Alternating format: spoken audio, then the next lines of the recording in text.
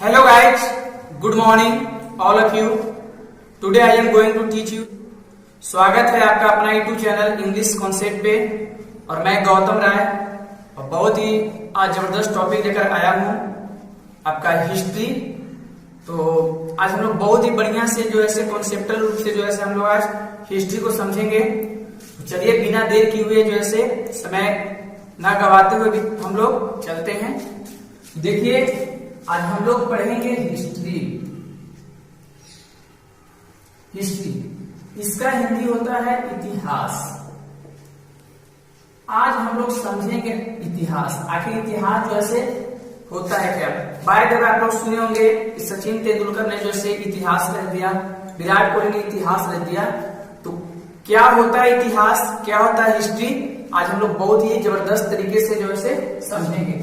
देखिए इतिहास जो ऐसे आपका दो शब्द से मिलकर बना है, आपका इति धन हास। इति धन हास यानी इति जोड़ हास, जिसे हम लोग इति मैंने क्या होता है, तो इति मैंने होता है जैसे ऐसा ही, और हास मीन्स होता है निश्चित तौर पर हुआ था। यानी हिस्ट्री का हिंदी होता है इतिहास। इतिहास क्या है, तो इतिहास से संदर्भित होता है इति धन हास। इति मीन्स होता है ऐसा ही और हास मीन्स होता है निश्चित तौर पे हुआ था। यह जो है आपका रियल मीनिंग नहीं है, यह आपका शाब्दिक अर्थ है, यानी ऐसा ही निश्चित तौर पे हुआ था। और देखिए ये हिस्ट्री शब्द, इसका जो है अर्थ जो है एक दूसरा निकलता है। जैसे में यह जो है हिस्ट्री वर्ड जो है आपका हिस्टोरिया वर्ड यानी ग्रीक वर्ड जो है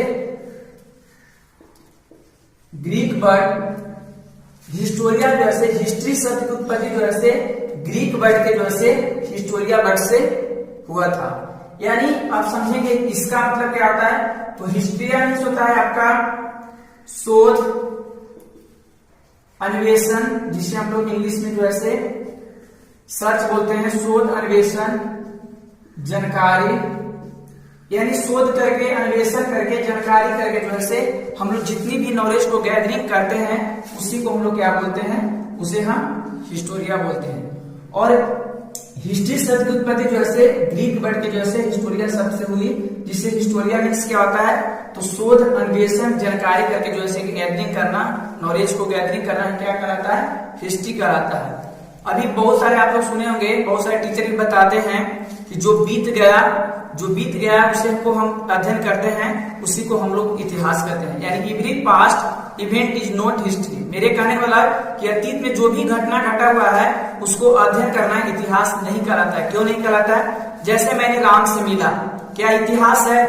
मैंने कल जो है टॉयलेट किया, क्या इतिहास है? क्या इतिहास नहीं है। तो हम इतिहास कहेंगे किसको, तो देखिए हम लोग इतिहास किसको कहेंगे। देखिए हिस्ट्री होने के लिए यानी प्रत्येक घटना जो है बीती हुई घटना जो है इतिहास नहीं कहलाती है। तो इतिहास होने के लिए क्या चाहिए, तो देखिए इतिहास होने के लिए जो है हम लोग को दो स्रोत चाहिए। यानी पहला जो है स्रोत, जिसे हम इंग्लिश में बोलते हैं एविडेंस, और दूसरा आपका जो है आपका स्रोत और ये आपका जो है इम्पैक्ट, जिसे हम लोग हिंदी में जो है प्रभाव और इंग्लिश में जो है इम्पैक्ट बोलते हैं। देखिए इतिहास होने के लिए यानी हिस्ट्री होने के लिए जो है हमें दो चीज चाहिए, पहला एविडेंस, दूसरा जो है इम्पैक्ट। जैसे मैंने जो है राम से मिला, क्या ये हमारा सामाजिक अर्थव्यवस्था कुछ इम्पैक्ट पड़ रहा है, प्रभाव पड़ रहा है? ये नहीं पड़ रहा है। लेकिन अभी देखिए हाल फिलहाल जो है कोरोना अभी भी चल रहा है, तो कोरोना, तो इसका हिस्ट्री जो है लिखा जाएगा। तो कैसे हिस्ट्री लिखेगा, प्री हिस्टोरिक जैसे आपका कोरोना और आफ्टर कोरोना, यानी कोरोना के पहले का जो है हमारा अर्थव्यवस्था राजनीतिक कैसा था, और जो है इसके बाद वाला जो है राजनीतिक और जो है अर्थव्यवस्था जो है हमारा समाज पे क्या प्रभाव पड़ा। देखिए अभी कोरोना, इसका हिस्ट्री लिखा जाएगा कैसे देखिए ये जो है इम्पैक्ट, यानी कोरोना से हमारा जो है जितनी भी अर्थव्यवस्था जो है व्यापारिक जितनी भी जो है हर रोजगार था वो जो है कोरोना के दरमियान जो है क्या हो गया, ठप पड़ गया। यानी क्या जो है समाज पे जो है कोरोना का समाज पे जो है प्रभाव पड़ा। और इसका जो है आप लोग एविडेंस भी देख रहे हैं, स्रोत भी देख रहे हैं, इसका एक जो है आपका वीडियो मिल रहा है, लोग कितना मर रहे उसका आंकड़ा भी मिल रहा है। तो कहने का मतलब कि इतिहास होने के लिए यदि हमें दो चीज यदि मिल जाएगा तो उसी को हम हिस्ट्री कहेंगे, यानी every past event is not history, यानी प्रत्येक घटना जो है इतिहास नहीं कहलाती है। और इतिहास कब होगा? तो इतिहास जब ये दोनों जो है दो चीज यानी इम्पैक्ट और स्रोत यानी मिल जाएगा, उसी को हम लोग हिस्ट्री बोलेंगे। अब देखिए, अब हम लोग जानेंगे, इसके बाद हम लोग जानेंगे, देखिए हिस्ट्री का जो है फादर ऑफ हिस्ट्री। देखिए यूनान के एक जो है यूनान देश जैसे यूनान के रहने वाला एक जो थे हेरोडोटस यूनान के रहने वाले व्यक्ति थे हेरोडोटस, जिन्होंने जो है एक बुक लिखी थी, जिस बुक का नाम था हिस्टोरिका। उस बुक का नाम क्या था? हिस्टोरिका।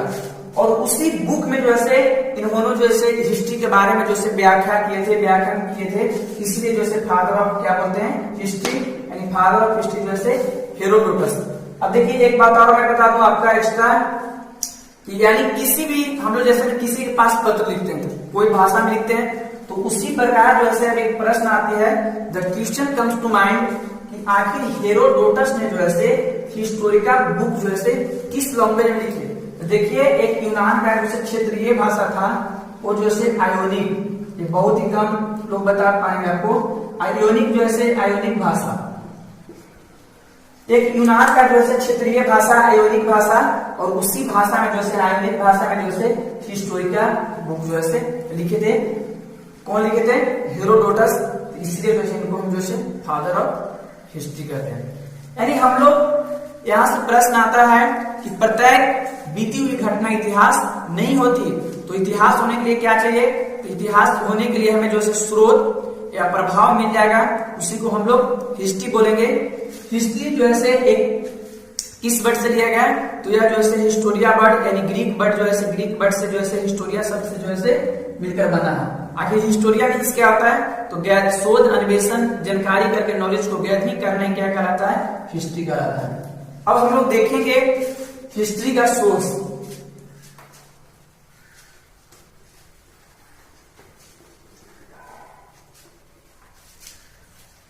अब देखिए सोर्सेज ऑफ हिस्ट्री, आखिर हिस्ट्री का जो है स्रोत जो है कितने हैं? तो there are 3 types of source of history. इसका जो है सोर्स जो है 3 प्रकार है। पहला जो है आर्कियोलॉजिकल सोर्स,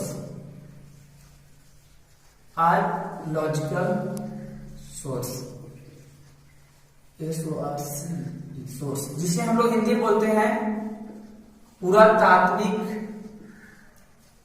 स्रोत। दूसरा आपका होता है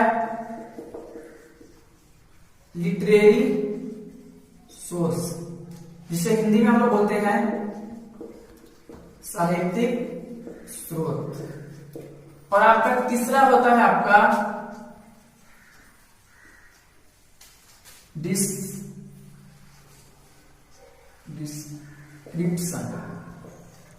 डिस्क्रिप्शन ऑफ हॉरिगन टेबल। आपका जिसे आपका सोर्स ऑफ हिस्ट्री जो है सोर्स ऑफ हिस्ट्री यानी इतिहास का जो है सोर्स कितने होते हैं? 3 प्रकार का होता है। पहला जैसे आर्कियोलॉजिकल सोर्स, दूसरा लिटरेरी सोर्स, और तीसरा जो है डिस्क्रिप्शन ऑफ फॉरेन ट्रेवलर्स यानी विदेशी यात्रियों का विवरण, जिसे हम लिखेंगे विदेशी यात्रियों का विवरण। अब देखिए आर्कियोलॉजिकल सोर्स क्या है, लिटरेरी सोर्स क्या है, डिस्क्रिप्शन ऑफ फॉरेन ट्रेवलर्स क्या है। तो देखिए मैं बता दूं कि आर्कियोलॉजिकल सोर्स दुनिया का 90% जो भी वस्तु है, बस आपका जो बुक वगैरह छुड़ाकर, वो दुनिया का 90% जो है जो देखने में जो से कठोर लगे उसको हम आर्कियोलॉजिकल सोर्स कहते हैं। तो देखिए अब आर्कियोलॉजिकल सोर्स जो है इसके अंतर्गत कौन कौन आता है? तो आपका आता है फॉसिल्स, जिसे हम हिंदी में बोलते हैं अवशेष, जिसे हिंदी में अवशेष बोलते हैं। दूसरा जो है आपका इंस्क्रिप्शन, इंस्क्रिप्शन जिसे हिंदी में हम बोलते हैं अभिलेख। तीसरा आपका जो है कोइंस जिसे हम लोग हिंदी में बोलते हैं सिक्के। और बहुत सारे ऐसे आपका स्टैटूज जो जैसे में आपका मूर्तियां, और आपका है मोन्यूमेंट्स जिसे हम लोग बोलते हैं स्मारक। देखिए कुछ मैं आपको उदाहरण के तौर पे बता दूं, जैसे में ये सब आपका हो गया प्रोसेस हो गया, जैसे अवशेष, इंस्क्रिप्शन, कोइंस, स्टैटूज, मूर्तियां, मोन्यूमेंट्स, स्मारक, ये सब आपका किसके अंतर्गत आता है? पुरातात्विक के अंतर्गत। जैसे प्रोसेस अवशेष क्या है, जैसे में हड़प्पा सिविलाइजेशन में जैसे हड़प्पा सभ्यता में जैसे बहुत सारे खुदाई के दरमियान जैसे बहुत सारे अवशेष मिला, और उसको हम किसके अंतर्गत रखेंगे? आर्कियोलॉजिकल सोर्स के अंतर्गत। आप देखिए इंस्क्रिप्शन अभिलेख, ये जो है आप जानते होंगे कि भारत का सबसे पुरानी अभिलेख जो है अशोक का अभिलेख माना जाता है। और अशोक ने ही जो है अभिलेख जो है आपका जो है ब्राह्मी और आपका खरोष्ठी और एक और आपका है अमायिका। ये जो है आपसे पूछा क्वेश्चन बताइए आखिर अशोक ने जो है अपना लिपि जो है किस लिपि में जो है लिखा था? तो ब्राह्मी, खरोष्ठी और अमायिका। ये जो है आपका, और एक मैं और बता दूं कि ये जो अभिलेख जो है इंस्क्रिप्शन जो है पहले के राजा महाराजा जो मिलता था उस पे लिखा रहता था कि आखिर जो है कौन सा राजा कौन समय में कितना दिन तक काल किया, और उससे भारत सरकार को बहुत कुछ सीख मिला। जैसे में आप लोग देखें रोड वगैरह जैसे मिड डे मील ये सब जो रोजगार वगैरह होता है, तो वहां पर जो है एक इंस्क्रिप्शन अभिलेख रहता है और उस पर जो है मानचित्र किया रहता है कि कौन सा उद्घाटन किए कौन। तो यानी भारत सरकार के जो है अभिलेख से यानी अशोक के अभिलेख से भी सीखे। उसके बाद आपसे पूछे बताइए अशोक ने जो है अपना अभिलेख जो है किस लिपि में लिखा? तो ब्राह्मी, खरोष्ठी और अमायिका। देखिए इस लिपि को जो है प्रथम बार जो है एक प्रिंस जोसेफ जेम्स प्रिंसेप, एक जो है जेम्स प्रिंसेप, ये जो है 1837 में जो है या जो इनका जो लिखे थे अभिलेख, अशोक अभिलेख लिखे थे, तो 1837 में जो है इन्होंने प्रथम बार जो है अशोक का अभिलेख जो है पढ़ा था। तो उसके बाद आपका जो है देखिए कोइंस यानी सिक्के।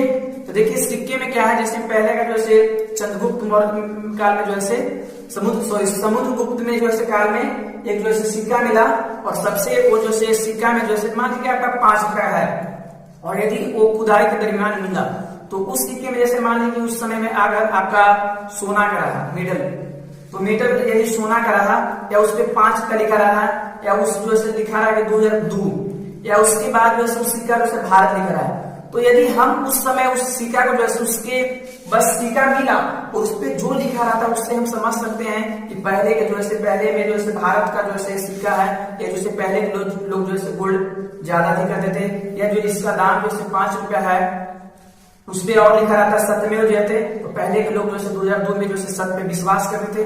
तो इसी तरह हम जो है सिक्का वगैरह मिलता था, तो सिक्कों को हम किस में रखेंगे? आर्कियोलॉजिकल सोर्स में रखेंगे। और देखिए मूर्तियां बहुत सारे आप लोग जैसे खुदाई में जो मिला। उसके बाद स्मारक जो है स्मारक भी जैसे आर्कियोलॉजिकल सोर्स के अंतर्गत है, क्योंकि जैसे में बुलंद दरवाजा भी जो है आपका ताजमहल ये सब जितनी भी क्या है मोन्यूमेंट्स के अंतर्गत।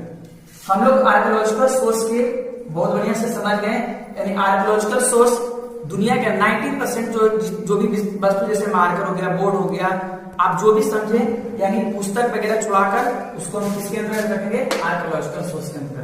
अब देखिए लिटरेरी सोर्स हम लोग थोड़ा समझेंगे, इसको हम थोड़ा क्लीन कर देते हैं।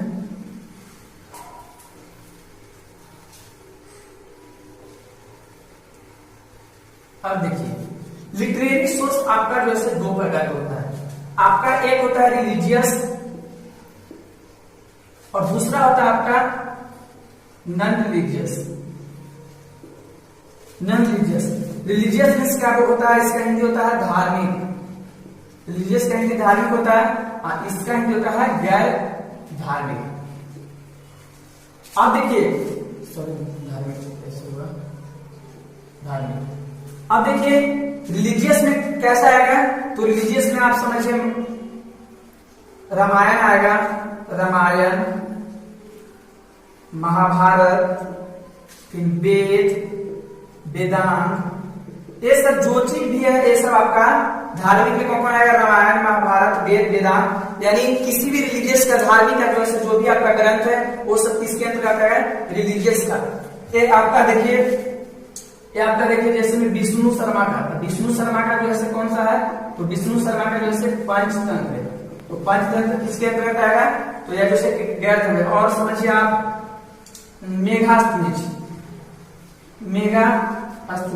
मेघास्तनीज का जो पुस्तक क्या है? तो इंडिका। तो इंडिका जो है आपका किसके अंतर्गत आएगा? जो है आपका नॉन रिलीजियस। यानी कहने का मतलब कि यह जो है किसी धर्म से रिलेटेड नहीं, गैर धार्मिक होता है, किसी रिलेटेड धर्म नहीं आपका रिलेटेड नहीं रहता है, यानी किसी भी धर्म का लोग जो है पढ़ सकता है। और एक वर्ष जो आपका धर्म को मानने के लिए, तो हम लोग लिटरेरी सोर्स यानी आर्कियोलॉजिकल सोर्स और लिटरेरी सोर्स से हम लोग समझ गए। अब लास्ट है आपका डिस्क्रिप्शन ऑफ अर्बन ट्रेवल्स। देखिए इसको जो है ज्यादा क्वेश्चन जो है इसी में से पूछता है, तो हम लोग इसको बहुत बढ़िया तरीका से हम लोग समझेंगे। देखिए डिस्क्रिप्शन ऑफ अर्बन ट्रेवल्स, यानी हमारा जो है देश में जो है बहुत सारे विदेशी लोग जो है अरबी लेखक आए, रोमन का जो है तो आए। देखिए आपका आता है अरबी लेखक, सॉरी रोमन लेखक। तो रोमन लेखक जो है आपका हेरोडोटस भी आपका जो है क्या है? तो यह जो है रोमन लेखक जो है आपका एक जो है मेघास्तनीज भी जो है हेरोडोटस कौन सी पुस्तक लिखा? तो हिस्टोरिका। और इन्होंने कौन सा लिखा? तो इंडिका। तो आपसे पूछा है कि उसने बताइए कि मेघास्तनीज या हेरोडोटस जो है कौन सा लेखक है? तो रोमन लेखक। और यह जो है हेरोडोटस ने जो हिस्टोरिका पुस्तक लिखकर जो इंडिया के बारे में बखान किए। मेघास्तनीज जो है इंडिया के लिखकर जो इंडिका लिखकर जो है पूरा भारत के बारे में बखान किए। उसके बाद आप देखिए चीनी यात्री यानी चीनी लेखक। तो चीनी लेखक जो है एक फर्स्ट बार जो है आया था फहियान। इसको बहुत बढ़िया समझेंगे। देखिए इसके बारे में हम समझेंगे। फहियान जो है एक जो है गुप्त काल में जो है चंद्रगुप्त द्वितीय के काल में जो है फहियान जो है भारत में आया था। और इन्होंने जो है एक जो है अपना पुस्तक जो है फो क्यों की, इनका पुस्तक क्या नाम था? फो क्यों की। और फो क्यों की में जो है पुस्तक में जो है पूरा भारत के बारे में, ये लगभग जो है भारत में जो है 14 वर्ष तक रहे थे। और ये अपनी पुस्तक फो क्यों की में जो है सामाजिक और आर्थिक का जो है जितना भी जैसे मध्य प्रदेश में रहते, तो मध्य प्रदेश में का जितना भी सामाजिक संस्कृति जो था वो अपनी पुस्तक कौन फो क्यों की में लिखकर जो भारत के बारे में जो बखान किए थे। उसके बाद दूसरा आपका आता है हेनसॉन्ग। यह जो है किसके? तो यह जो है हर्षवर्धन के समय में जो है हर्षवर्धन के समय में जो है हेनसॉन्ग ने आया था। और हेनसॉन्ग ने जो है भारत में जो है 629 में जो है भारत में आए थे। और इन्होंने जो है लगभग 1 साल का यात्रा करके जो है भारत में आए। और इन्होंने जो है भारत में लगभग जो है 15 वर्ष तक भारत में रहे। और इन्होंने जो है बिहार के जो है नालंदा में जो है नालंदा विश्वविद्यालय में जो है स्टडी किए, अध्ययन किए। और इन्होंने जो है बौद्ध धर्म का जो है जितनी भी नॉलेज था उसको गैदरिंग करके जो है इन्होंने एक पुस्तक हेनसॉन्ग लिखा सी यू की, यानी इनका पुस्तक का नाम था सी यू की। और इसी पुस्तक में जो है ये बहुत हम लोग का जो है भारत के बारे में जो है बखान किए। और लगभग जो है 645 ईस्वी में जो है अपने जो है देश चले गए। तो आपसे क्वेश्चन पूछे, बताइए फो क्यों की जो है बुक जो है किसने लिखा? तो फहियान ने लिखा। फहियान जो है कौन सा लेखक है? तो चीनी लेखक है। उसके बाद हेनसॉन्ग ने किसके काल में आया? तो हर्षवर्धन के काल में। इन्होंने भारत में कब आया? तो 629 ईस्वी में। यह जो है कितने दिनों तक जो भारत में रहे? तो लगभग जो है 15 वर्ष। 15 वर्ष तक जो है भारत में रहे थे और इन्होंने जो है CU की पुस्तक लिखकर जो है ये पूरा भारत के बारे में जो है बखान किया था और लगभग 645 ईस्वी में जो है अपने देश चले गए थे अपने घर। उसके बाद मैं बता दूं एक जो है एक और जो है अरबी लेखक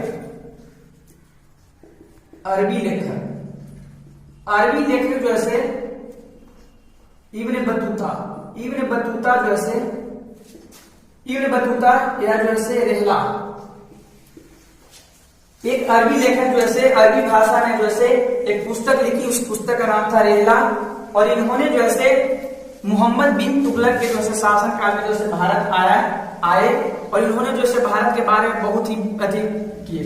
इसी दरमियान जो है इनकी विद्वानी को देखकर जो है दिल्ली का सुल्तान जो है मोहम्मद बिन तुगलक ने जो है इनको क्या किया कि दिल्ली का हाई कोर्ट का जो है क्या नियुक्त किया, न्यायाधीश। इन्होंने क्या किया कि कब, तो 1333 ईस्वी में। देखिए इन्होंने क्या किया कि इब्न बतूता ने जो है अपनी अरबी भाषा में जो है कौन सी पुस्तक लिखी, रेहला, और उस काल का जो है जब ये रेहला लिखे और 1333 ईस्वी में जो है मोहम्मद बिन तुगलक जो है क्या थे, सम्राट थे, राजा थे और इनकी जो है प्रशंसा विद्वानी को देखकर जो है इन्होंने जो है दिल्ली का जो है क्या किया, न्यायाधीश बना दिया। और यही आपका जो है सोर्स ऑफ हिस्ट्री था, यानी आर्कियोलॉजिकल सोर्स, लिटरेरी सोर्स और डिस्क्रिमिनेशन ऑफ फॉरेन ट्रेवलर। इतना जो है आपका क्वेश्चन आपको बहुत बढ़िया से जो है समझ में आ गया होगा। मैं कोशिश करूंगा कि और जो है बढ़िया तरीका से मैं समझाने का प्रयास करूंगा। तो आज में इतना ही। जय हिंद।